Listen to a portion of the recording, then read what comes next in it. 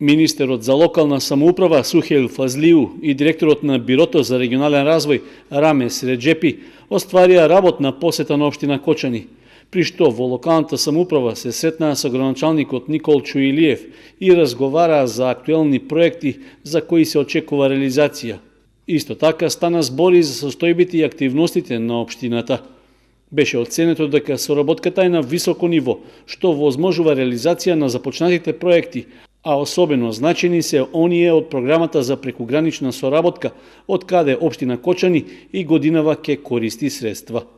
Министерот за локална самоуправа Фазлиу истакна оти со посетата на општините не само што сака да слушне за потребните проекти на граѓаните, туку и да донесе добра вест за реализација на следни проекти. Според него, само со праведно и фер вложување во регионите можат да се намалат разликите меѓу нив. Неопходна е и поддршка од самите општини затоа што локалната и централната власт можат да придонесат работите да се придвижат напред. Инаку, средствата за рамномерен регионален развој се зголемени за 100%, но Министерството за локална самоуправа се залага и средствата од другите ресорни министерства при распределбата да бидат според степенот на развиеност.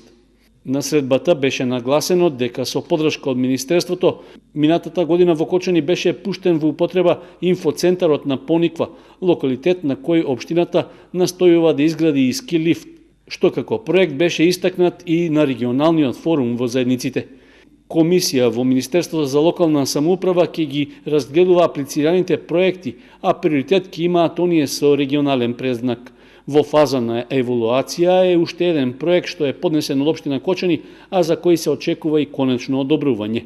Инаку, во наредниот период, преку програмата за прекугранична соработка, во Кочани ќе се реализира реконструкција на мултикултурниот центар, објект што меѓу граѓаните е познат како Старо кино.